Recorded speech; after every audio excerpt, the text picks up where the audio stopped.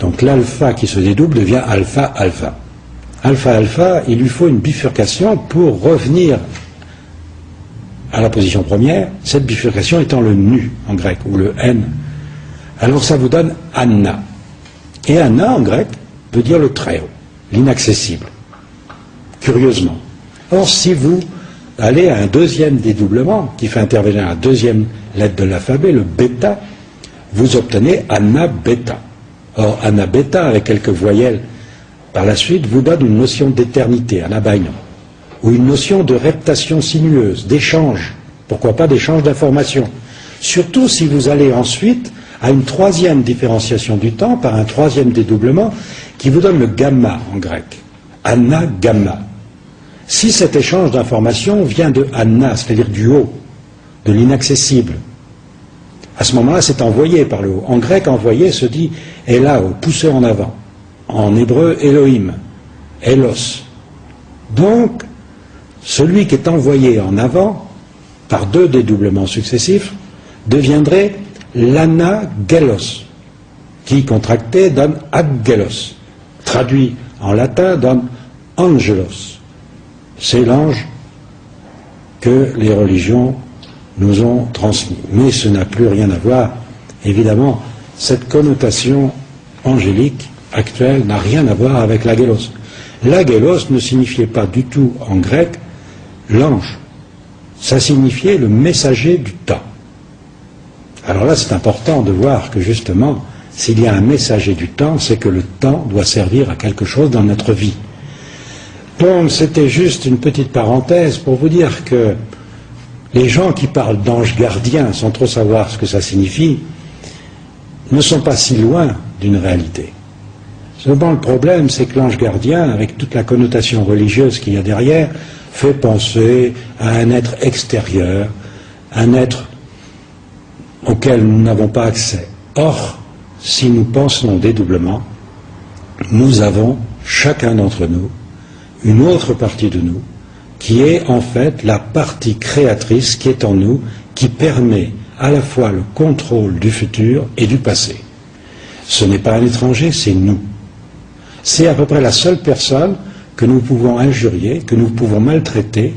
C'est ce qui nous permet de survivre et de bien vivre.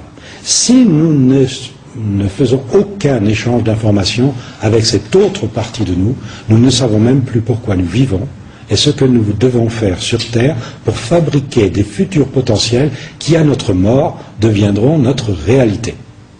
Alors, pour terminer cette discussion un peu scientifique, très peu scientifique, mais surtout qui est utile pour la vie courante, j'aimerais dire une chose, c'est que ce futur, ce passé, ce présent, il est nôtre.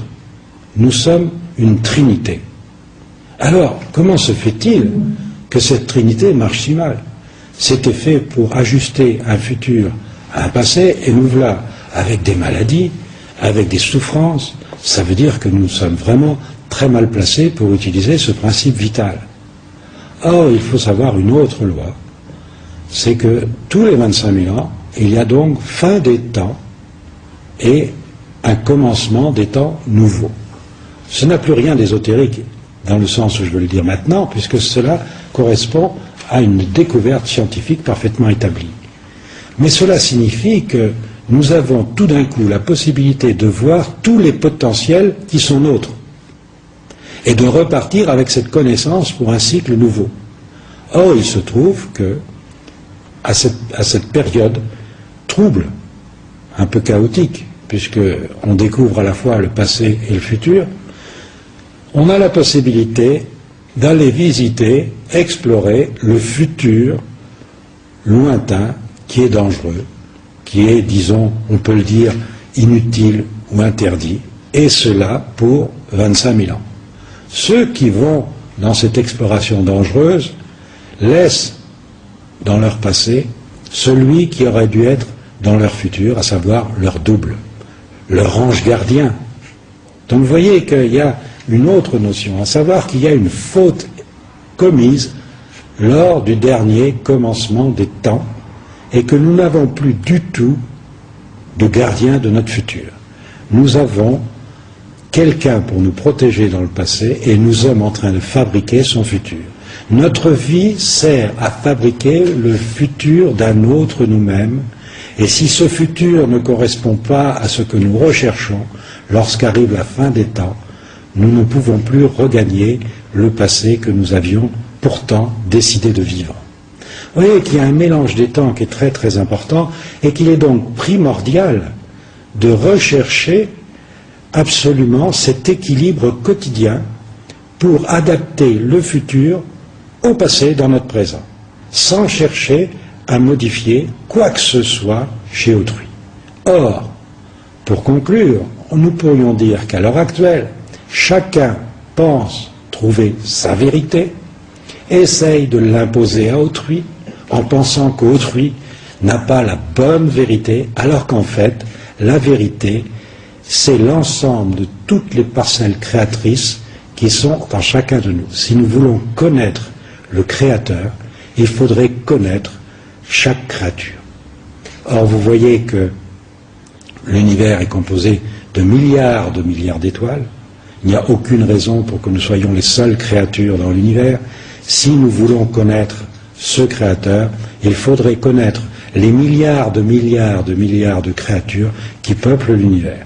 Donc vous voyez que celui qui penserait avoir la vérité se tromperait totalement, puisqu'il n'a accès qu'à une faible, très très faible partie des futurs potentiels créés à chaque instant par chacune de nos pensées. Donc, ce qu'il faut rechercher, c'est d'abord se connaître soi-même pour pouvoir connaître et aimer les autres. Aimer, pas dans le sens amour New Age, mais dans le sens que créer un futur potentiel dangereux pour quelqu'un, c'est se perdre, puisque ce futur potentiel dangereux sera un jour utile pour nous, pour survivre. Alors autant essayer de créer des futurs agréables et calmer ainsi la planète qui ne connaîtra pas d'apocalypse dramatique. C'est en fait le message que l'on pourrait dire à la suite de cette publication scientifique, mais la science actuelle est encore loin de vouloir promouvoir une telle idée, puisqu'elle est devenue la religion de la fin des temps, une religion terriblement dogmatique, et il faut donc se modifier soi-même avant de chercher à modifier les autres. C'est ce qu'on pourrait dire en conclusion de ce petit, tout petit, vraiment trop petit monologue, entretien, et savoir que l'on peut s'équilibrer à chaque instant de sa vie en utilisant le principe vital, voilà ce qui est le mieux à envisager dans l'instant présent.